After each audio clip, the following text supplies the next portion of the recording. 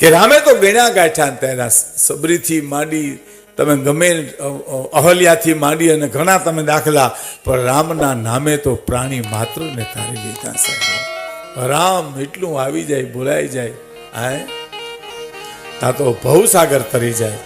એનો એક પ્રમાણ સાહેબ અમારે ભગત બાપુએ આપ્યું છે કે કુડ રાવણ તણો નાશ કીધા પછી અને રામને એક દીવે મંગાવ્યો. મુજતના નામથી પથ્થર તરતા તાંગા બધો ડોંગ કોણે ચલાવ્યો. મારા નામથી પથ્થર તરે આવા કોણે હાકી મૂક્યા છે? એ જ વિચારમાં રામ ઉભા થયા, નવ પછી કોઈને સાથ લાવ્યા અને સર્વથી છુપતા છુપતા રામજી એક દીએ દધીથી રહ્યા. સમુદ્રને કિનારે આવ્યા, પણ ચતુર હનુમાનજી બધું સમજી ગયા અને એ ચાલ્યા એ રઘુનાથ પેલે. ભગત બાપુની કવિતાની મજા જોજો. રામનો દાસ એ વેરીના વતનમાં, એ મારા રામને એકલા કેમ મેલે.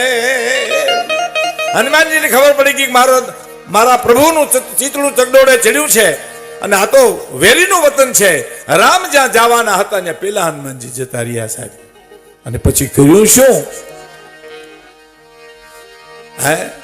જોવે છે તીર ચાકર તણે રામ ઉભા રહ્યા, જાણીએ કોકથી હોય ડરતા અને કાંકરી એક લીધા. પછી નાથજી ચૌદીસે રામજી નજર કરતા. કાંકરી હાથમાં લઈને જોવે છે, મને કોઈ ભાળી નથી જતું ને. અને ફેંકતા કાંકરી તુરત તળિયે ગઈ અને હોય લૂટા.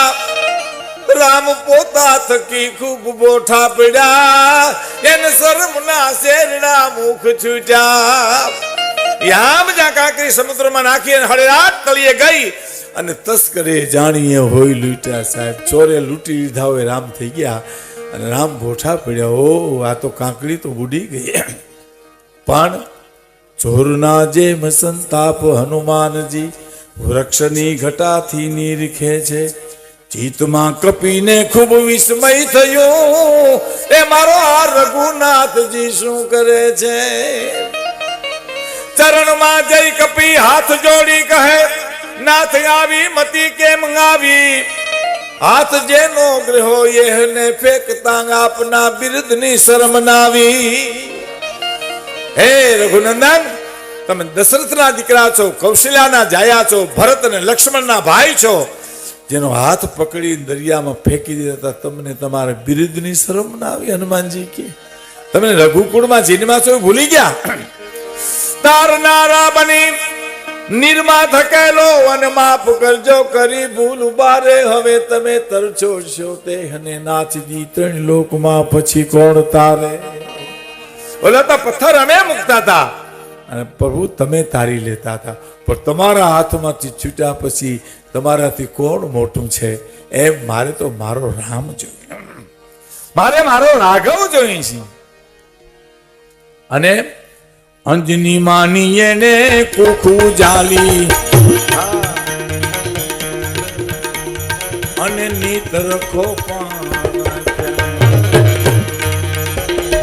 એ જી અંજની માની એને કોખું જાલી નીત રખો કર્યું શું?